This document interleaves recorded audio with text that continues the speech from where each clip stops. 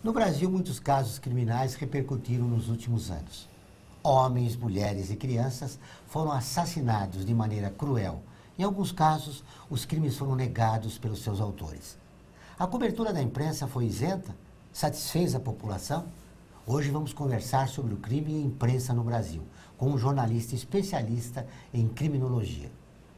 Eu sou Joel Scali e começa agora mais um programa Observatório do Terceiro Setor, o olhar da cidadania.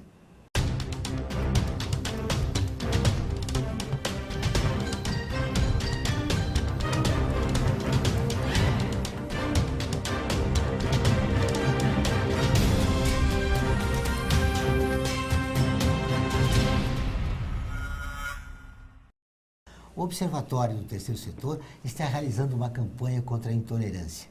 Intolerância, eu me importo e você. O nosso objetivo é abrir um espaço de reflexão, incentivando o respeito e o diálogo. Para fazer parte da nossa iniciativa, basta curtir e compartilhar o nosso banner que está em nosso Facebook, Observatório do Terceiro Setor. No próximo bloco, vamos falar com Bruno Paes Manso, jornalista especialista em estudos sobre homicídio e integrante do Ponte Jornalismo.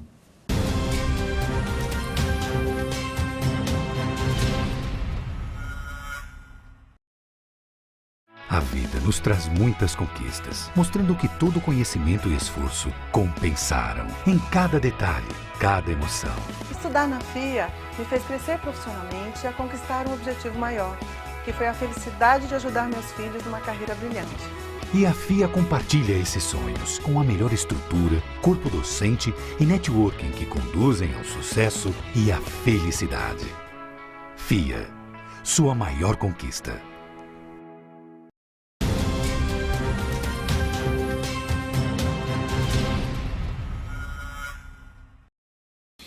Voltamos com o Observatório do Terceiro Setor, hoje falando de crime e imprensa no Brasil. O Observatório do Terceiro Setor ouve e conversa com personagens que fazem a diferença na busca de uma sociedade justa. Agora vamos conversar com um desses personagens, o jornalista Bruno Paes Manso. Tudo bem, Bruno? Seja bem-vindo. Bem, João, muito obrigado pela oportunidade. Bruno, quando começou esse interesse pelo assunto? Enfim, sou jornalista há mais de 20 anos, comecei nos anos 90, não necessariamente trabalhava com assunto de crime, né? Eu trabalhei no Estadão, trabalhei na Folha, fui trabalhar na Veja, e quando eu trabalhava na Veja, em 1999, São Paulo vivia o ápice da violência, eram quase 100 chacinas por ano, né? E a gente começou a discutir sobre possibilidades de como cobrir a cena de chacina naquele ano, né? E, na época, a revista Veja, enfim, ainda dava para se sentir orgulho de trabalhar lá naquele período, a gente tentou fazer uma matéria que fosse diferente da que era feita nos jornais. E o caminho acabou sendo conversar com os matadores, né, com as pessoas que praticavam chacinas. Eu conheci um advogado que me apresentou para alguns de seus clientes. Eles estavam todos soltos, eu tive a liberdade, a possibilidade de conversar com eles por que eles matavam, quem eles matavam, então várias conversas sobre isso. Isso mexeu com a minha cabeça, enfim, eu achei que eu tinha um material interessante, importante. Eu fui fazer mestrado, doutorado e continuei nessa trajetória a partir dessas conversas. A partir desse momento, na tua vida profissional, que você passou a se interessar pelo crime, você sentiu também que houve uma mudança na cobertura da imprensa em geral? Eu acho que a cobertura de polícia é quase um clássico, né, no jornalismo, e vem de muitos anos, né? Eu acho que, de uma forma geral, desde a metade do século passado, eram as grandes equipes que trabalhavam em grandes jornais diários, desde jornais populares, mas nos jornais do dia a dia, eles sempre fizeram uma cobertura de violência muito vinculada aos crimes e à polícia. Quando o rabo mordia o cachorro, a gente fala no jornal, né? O jornalismo se preocupa com não quando o cachorro morde o rabo, mas quando o rabo morde o cachorro. É aquela história que foge do comum, né? E eram crimes de maridos que matavam mulher, crimes passionais e grandes casos que chamavam a atenção. Recentemente, a Isabela Nardoni, quando os pais jogaram a criança do apartamento, eram casos que despertavam essa comoção e essa curiosidade. O que aconteceu na cabeça das pessoas. Essa sempre foi a tônica da cobertura da violência policial. A diferença é que, com o passar dos anos, quando o crime virou um assunto muito presente na nossa sociedade, no dia a dia, e virou quase um mercado ilegal muito grande, que abrange muitos funcionários e muita gente, a cobertura continuou seguindo mais ou menos essa tônica, né? E é muito pouco crítica, muito pouco, e debate muito pouco que a gente tem vivenciado, né? Então, a gente segue com o Datena, com o Marcelo Rezende, fazendo umas coberturas muito vinculadas à polícia, sensacionalistas, tratando o crime como um fato esporádico e excepcional, mas sem problematizar e sem compreender o que contextualizar o que a gente virou, né? O aspecto social. Bruno, apesar da mudança na cobertura, em relação ao crime aqui na grande imprensa, permanece ainda aquele estigma, né? Que quando o criminoso é pobre, ele recebe um tratamento. Quando é rico, recebe outro. Isso continua, né? Continua. Eu acho que isso é bem importante para entender agora que a gente está tendo a Operação Lava Jato e toda a comoção que proporcionou, né? A gente está começando a ver a justiça chegando nos dois diferentes grupos sociais, né? Mas o trabalho de polícia e de justiça normalmente é feito a partir do patrulhamento ostensivo da Polícia Militar, trabalhando em bairros pobres, focados em homens, jovens, normalmente negros e que moram nas periferias, né? Então, esse é o grosso da população prisional, não apenas porque eles cometem mais crimes, mas também porque é o foco da política de segurança pública, são eles que são os mais buscados. Então, existe um pouco disso, né? Você tem a questão social, mas você tem também a questão do foco da política de segurança pública, está voltado para esses grupos e para esses bairros. É o preconceito em relação a uma população de baixa renda. Bruno, como é que o que mais chocou você nessa cobertura? Que caso te despertou mais interesse? Que você falou, olha, eu estou tendo prazer de contar essa história. Eu acho que o caso que me desperta mais interesse é justamente essa cena que eu tenho acompanhado de 30 anos, que é a violência em São Paulo, e que entre 1960 a 1999 os homicídios explodiram e multiplicaram por 10, passaram de 5 casos por 100 mil habitantes para mais de 60. A partir dos anos 2000, os homicídios caíram 80%. Passaram de 60, voltaram para níveis dos anos 60. Então, assim, aparentemente, um tipo de crime radical como homicídio, absurdo, extremo, começa a se multiplicar como se fosse um comportamento contagioso e se multiplica muito rapidamente e depois de um determinado tempo, a partir dos anos 2000, ele passa a mudar e a ser controlado e a cair bruscamente, diferente de todos os outros estados brasileiros. Então, essa cena que aconteceu em São Paulo, tanto essa multiplicação como depois o controle, é o que mais me fascina, que mais me desperta a curiosidade. Mesmo porque a injustiça social continuou. Continuou e os crimes diminuíram. Parece uma contradição. Isso que, enfim, a gente tenta entender. São Paulo, nessa área de justiça, segurança pública, acontece muita coisa que a gente prefere fingir que não vê ou prefere não trazer para o assunto do dia a dia. 1990 até 2010, até os dias de hoje, foi construído um novo mundo na cidade. Na cidade não, no estado. Foram 190 prisões, eram 30 presídios mais ou menos nos anos 90, hoje são mais de 190 presídios, com 230 mil pessoas vivendo atrás das grades, né? E essas 230 mil pessoas têm parentes e, em média, 4, vamos supor. Então, isso envolve 1 milhão de pessoas vivendo essa rotina do sistema penitenciário. Isso seria a segunda maior cidade do estado, praticamente, né?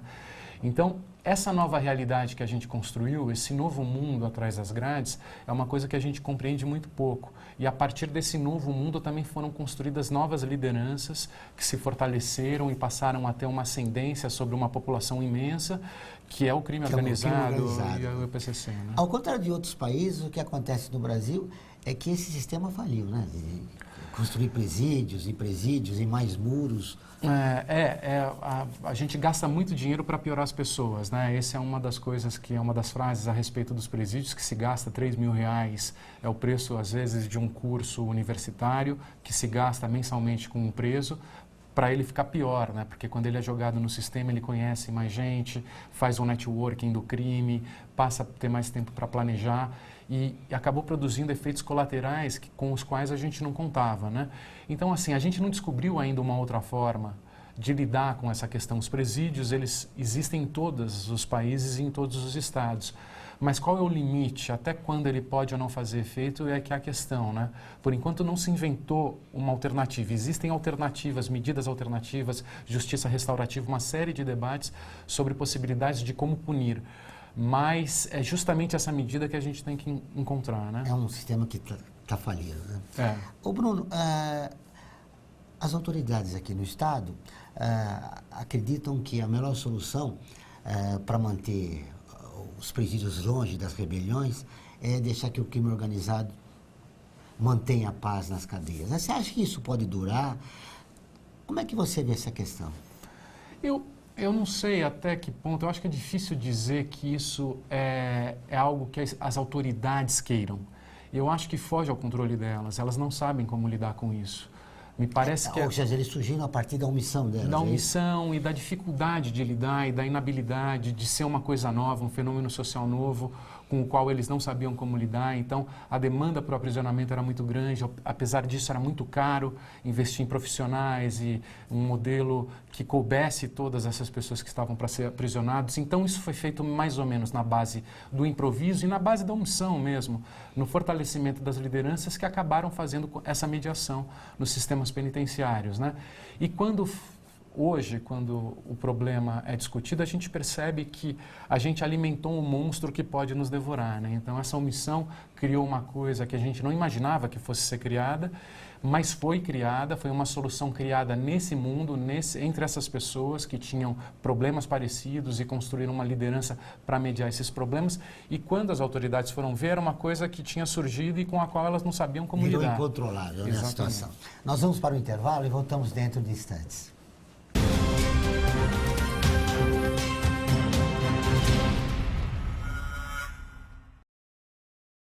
A FUNASP colabora com a USP nas relações entre fundações por meio de fóruns, simpósios, seminários, pesquisas e intercâmbio de informações, além do seu investimento na área social. Para melhores informações, entre no nosso site www.funasp.org.br. FUNASP, um marco entre o universo acadêmico e a sociedade.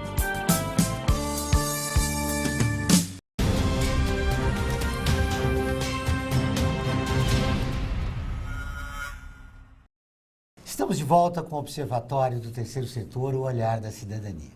Para ler notícias diferenciadas e que realmente interessam ao mundo, faça igual a pessoas de mais de 40 países. Acesse o portal do Observatório do Terceiro Setor. Lá você encontra notícias do terceiro setor do Brasil e do mundo. Nós alcançamos mais de 400 mil pessoas por semana em nossas mídias sociais. Bruno, no primeiro bloco, você me falava da diminuição do número de homicídios. Tem a ver com o crescimento do crime organizado? Eu acho que a gente precisa pensar nessa pacificação que houve em São Paulo.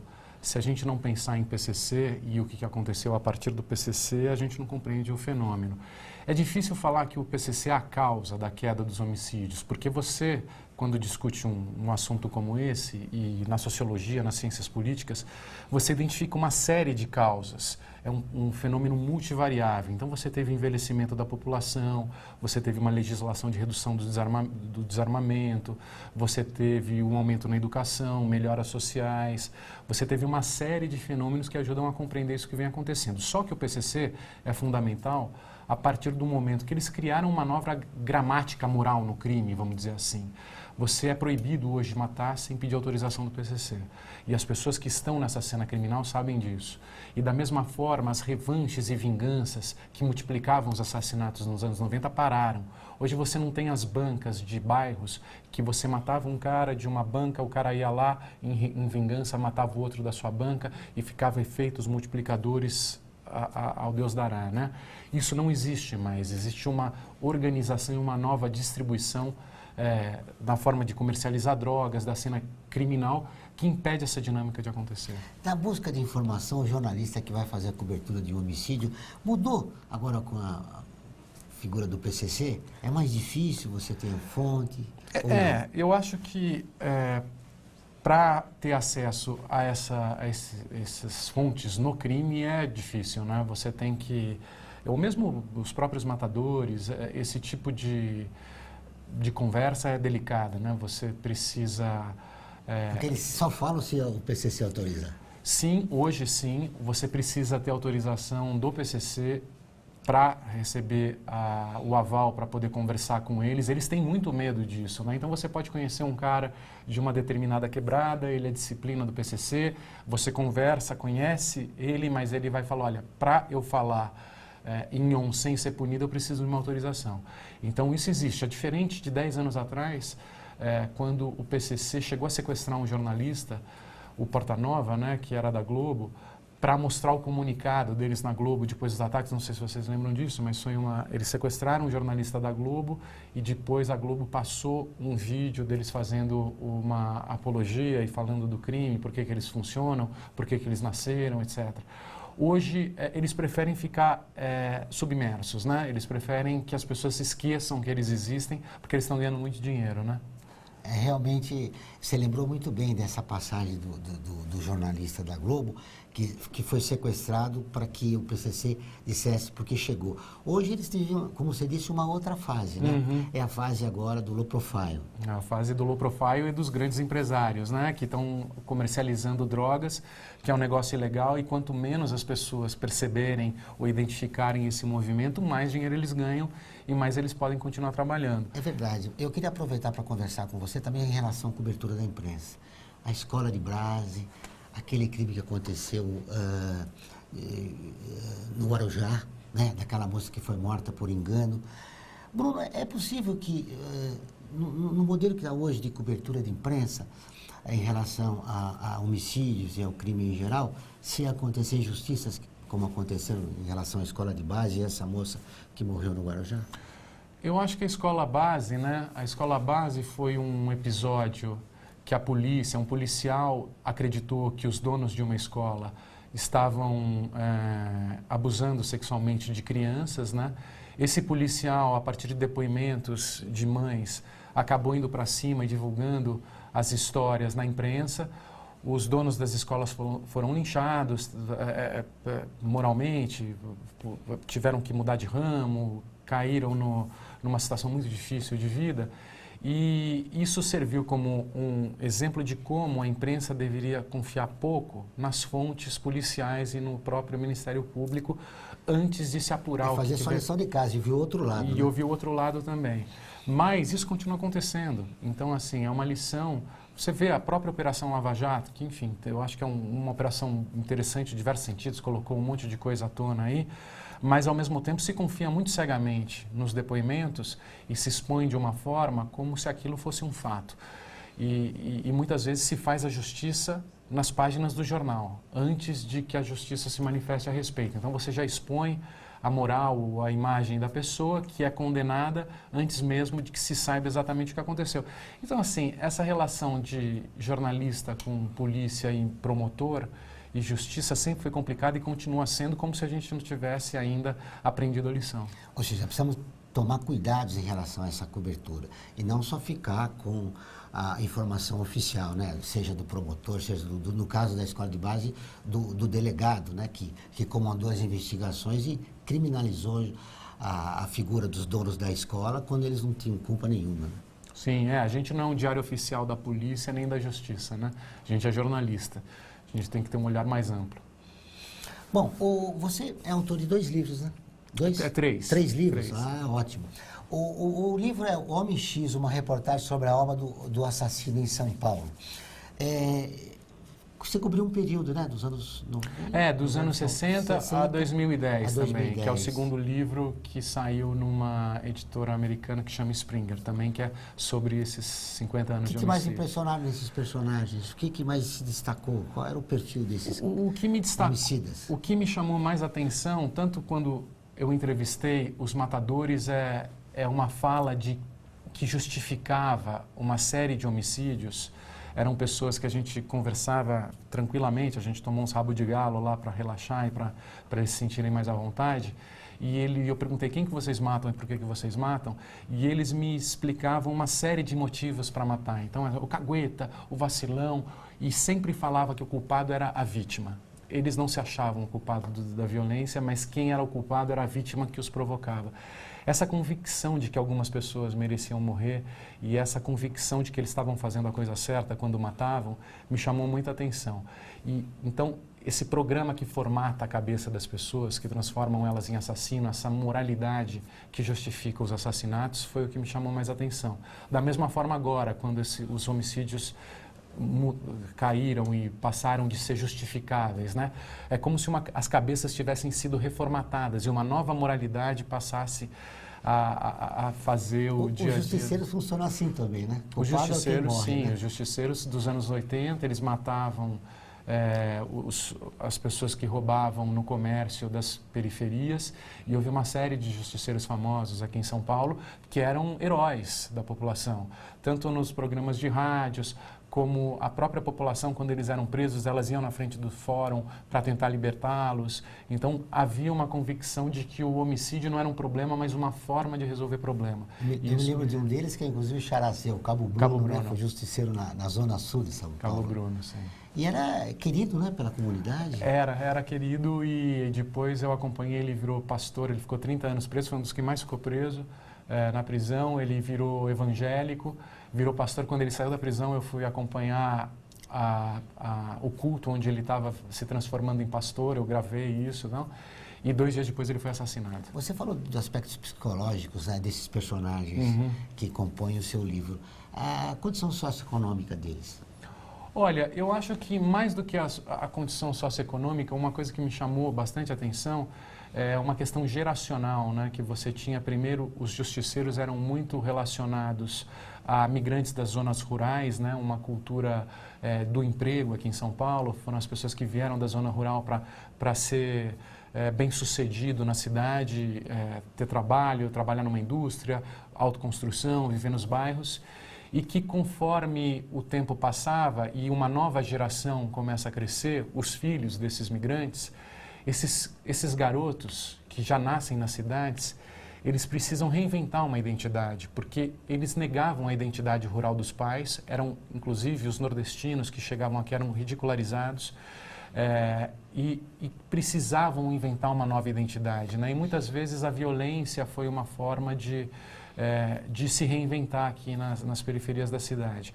E houve um choque geracional, os justiceiros não aceitavam isso e começaram a matar os garotos que tentavam se impor e criar uma nova identidade a partir das periferias de São Paulo, né? Então, mais do que a questão social ou a pobreza de uma forma, ela é mediada por uma cultura que é construída e por uma identidade que passa a ser construída no contexto onde Ou seja, é formada.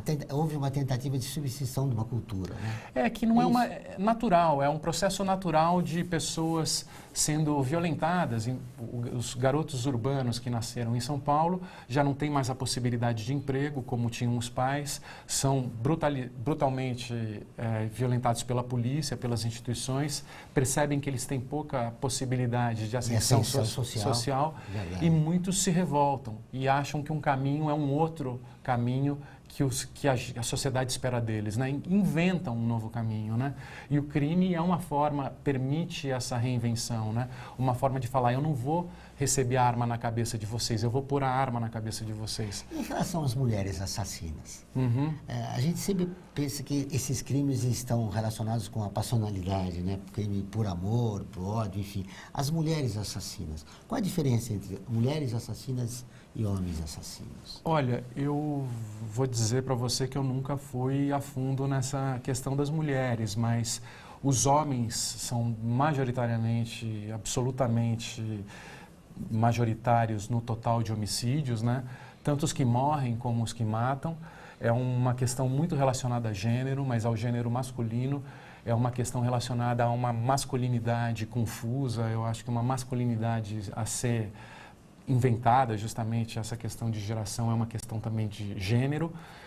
E as mulheres, talvez, estivessem mais relacionadas a algum tipo de excesso de perda de autocontrole, a uma coisa inesperada, a um excesso de emoção, a algo que ela não aguentou mais e teve que fazer, mas nunca não é algo premeditado.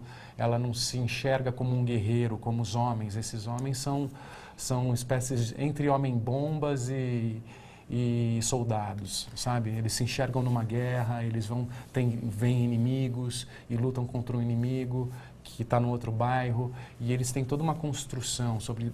Eu não vejo a mulher entrando nesse discurso, sabe? É outra coisa. É um outro estudo. Merece um olhar mais profundo. Eu gostaria agora de tocar no assunto da violência policial, que é um fenômeno importante nesse contexto, né? Ela aumentou? A violência policial está muito alta hoje. A gente, recentemente, nos últimos 2 meses, eu cheguei a falar para uma matéria da SBT que, pela primeira vez, os casos de homicídios praticados pela polícia no Departamento de Homicídios e Proteção à Pessoa eram maiores do que os homicídios em geral, né? E a violência policial vem batendo recordes sucessivos, apesar do homicídio em geral em São Paulo estar caindo ano após ano, né? A violência que não cessa é a violência policial, e a polícia, há mais de 30 anos, 40 anos, ela tem essa mentalidade de guerra, né? Os motivos, né? Bruno? Eu acho que... Aquele conceito militarista que veio desde a redemocratização do país. Começou, eles são desdobramento do DOI-CODE, né? Quando o DOI-CODE a Polícia Militar surgiu, né? Mudou a configuração que era anterior, da Força Pública, etc. Ela virou a Polícia Militar num contexto de guerra às guerrilhas que estavam atuando em São Paulo no final dos anos 60, começo dos anos 70. A simulação de resistência seguida de morte era prática, a mesma forma que o extermínio de lideranças de grupos guerrilheiros fazia parte da estratégia. Uma guerra que visava acabar tanto com os líderes das guerrilhas como com a revolução que estava acontecendo aqui nas cidades. Acabam os grupos guerrilheiros, essas táticas passam a ser aplicadas no combate ao crime comum. Só que já faz mais de 30 anos que segue, né? Isso não mudou, né? Isso não mudou. E os próprios policiais falam, bom, a gente nasceu e começou a trabalhar na democracia. Então, vocês não podem falar que eu sou um efeito da ditadura militar. Então, existe essa questão. Eles continuam tendo essa mentalidade de guerra, mesmo durante uma democracia. E por que numa democracia eles continuam achando que vivem em guerra? Com esses atores tendo visões bem distintas, como é que você vê o cenário a médio e a longo prazo em relação à cobertura policial e à violência? Eu acho que a gente vai ter que conversar, a gente vai ter que continuar conversando e a gente vai ter que mostrar e eles vão ter que entender, e essa conversa vai exigir muito esforço, mas eles vão ter que entender que esse tipo de policiamento, em vez de diminuir a violência, produz mais violência. Então, a gente não está criticando a polícia e defendendo os bandidos, como eles muitas vezes acusam, né? É uma questão de discutir, depois de 30 anos, os péssimos resultados de segurança pública que a gente tem e como a violência produz violência, tira a legitimidade deles, produz mais violência contra a polícia e prejudica todo mundo, inclusive a própria polícia. Diante de tantos desafios, você continua estimulado para realizar seus estudos e continuar pesquisando? Não tem outro caminho. Obrigado pela entrevista. Falou, obrigado. Foi um prazer te rever. Igualmente. O programa do Observatório do Terceiro Setor dessa semana termina aqui. Mas você pode acompanhar e continuar nos acompanhando pelo nosso site, observatorioterceirsetor.com.br, pela nossa página no Facebook. Aproveite e inscreva-se no nosso canal do YouTube para ver e rever todos os nossos programas. Deixe o seu comentário, críticas e sugestões. Participe do Observatório do Terceiro Setor, o olhar da cidadania. Até o próximo programa.